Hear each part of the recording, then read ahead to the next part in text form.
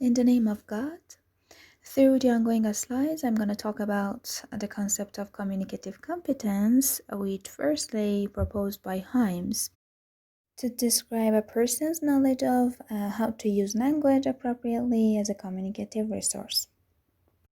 In fact, Himes proposed this idea as opposed to Chomsky's linguistic competence to claim that the acquisition of language is not context-free, but rather require the student to learn the language in the context of social language use or the sociocultural theory.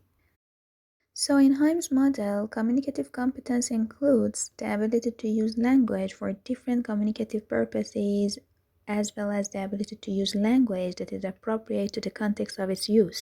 In other words, in addition to knowledge of grammatical sentence, a person should acquire the knowledge of appropriate sentences. They should know the rules for using a language properly in context. Further, Cannell and Swain added another terminology into this communicative model, which is called strategic competence, which refers to the ability to compensate for problems or deficit in communication and do various types of planning.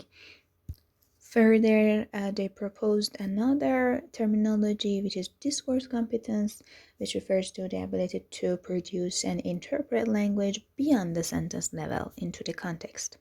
Finally, you can see Celce-murcia model.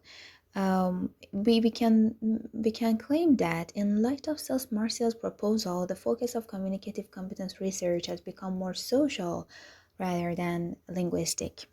In fact, the only feature of her model that deals with language is linguistic competence. All the other features explain competence with respect to social abilities, expressions, idioms, pragmatics, communicative strategies, and conversations.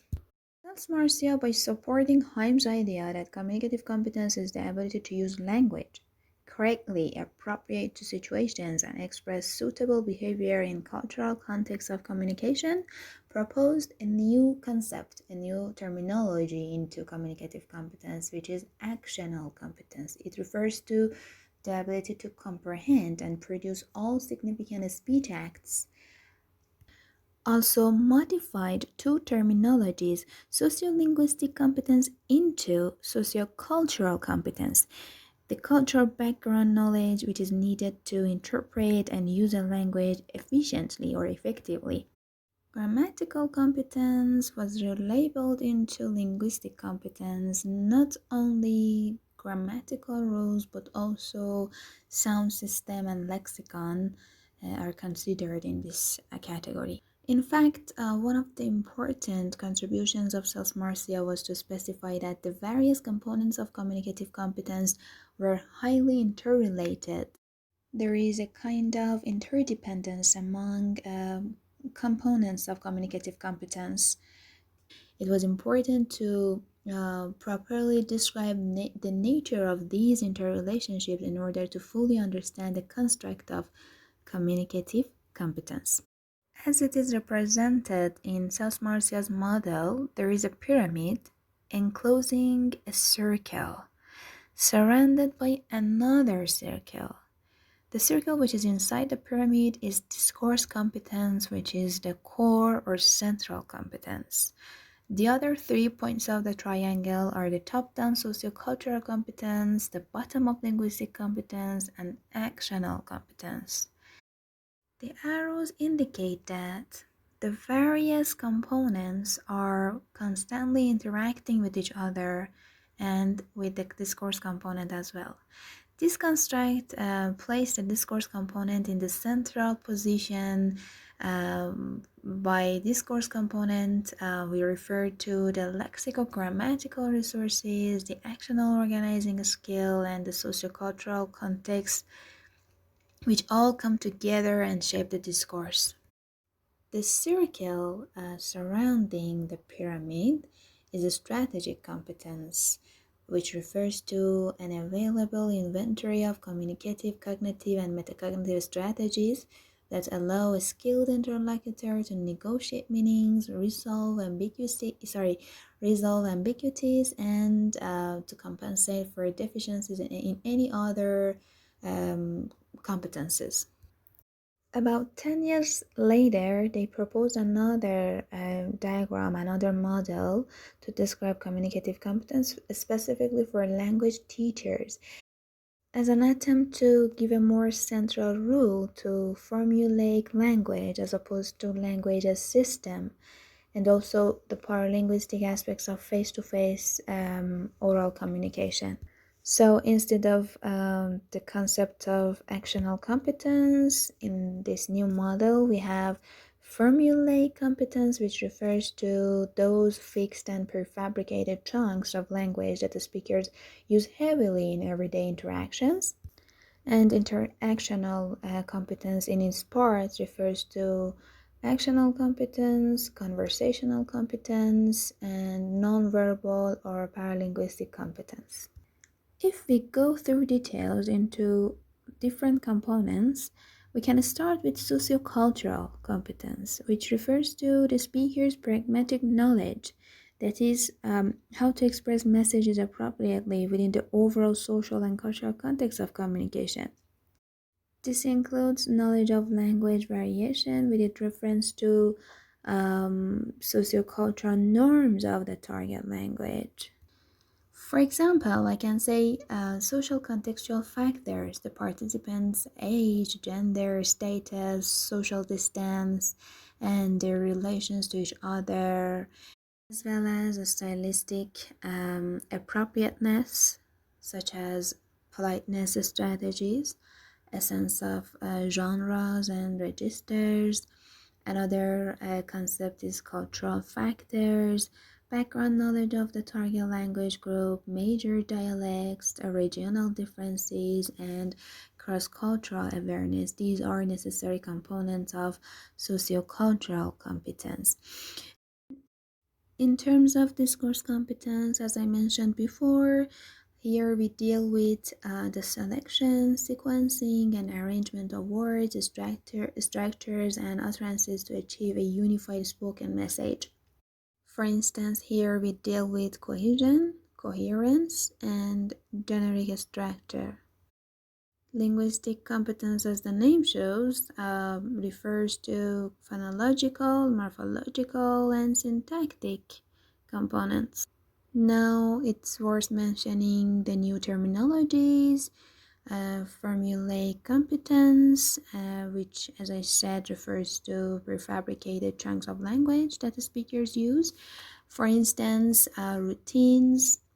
Of course, all of a sudden, how do you do? I'm fine, thank you. How are you? And so on. On the other hand, we have collocations. Spend money, make decision. For example, regret decision. And also we have idioms. And the other example can be lexical frames. For example, I'm looking for something. Okay, I'm looking for what seeing you. See you later, see you tomorrow, something. These prefabricated structures. And we also have intercultural competence, which in its parts refers to actional competence, conversational competence, and nonverbal or paralinguistic competence. And I can specify them, or I can define each of them in details. For example, actional competence refers to knowledge of how to perform common speech acts and speech act sets in the target language while involving in an interaction. For example, information exchange, interpersonal exchanges, expression of opinions and feelings, problems, complaining, regretting, apologizing, and so on. By conversational competence, we mean there is an inherent turn-taking system in conversation. For example, an interlocutor needs to know how to open and close conversation, how to establish and change topics, how to get or hold the floor, for example, the stage, how to change the topic, how to interrupt, how to collaborate, and so on. By nonverbal or paralinguistic competence, we mean kinesthetic body language, for example, all the other non-verbal turn-taking signals, behaviors, gestures, facial expressions, eye contact, and all the other non-linguistic features that may affect the conversation. And finally, we reach a strategic competence, which, as you remember in the model, it was a circle surrounded the pyramid, and it is one of the most important one because it deals with lots of important components. For example, cognitive strategies, which deals with making use of logic and analysis to help, for example, ourselves learn a new language by different processes, different strategies, outlining, summarizing, note taking, organizing, and so on. We also have metacognitive strategies, which involve planning learning procedure, for example, making time for homework, for preparation, engaging in self-evaluation, for example. Memory related strategies, which refer to all the types of communicative strategies that help learners recall or retrieve words through the use of, for example, acronym, images, sounds, or other clues. Celce-murcia also highlighted some crucial strategies into the new model, which are achievement strategies, self-monitoring strategies, interacting, for example, in strategies that include appeals for help, clarification that involve meaning negotiation or involve comprehension, and confirmation checks as well. Also, social strategies, which involve seeking out native speakers to practice with them, actively looking for opportunities to use the target language.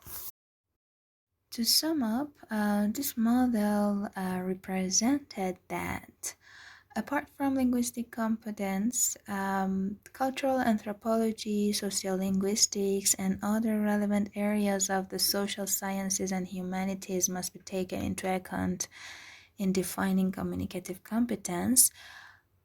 There are lots of competent teachers who are well informed in terms of linguistic knowledge, and they are also well experienced in terms of how to provide the students with important or useful instructions. They also need to be aware of sociocultural norms of the society, of the target community. Therefore, teaching materials must be at first learner-centered, and also there must be useful strategies.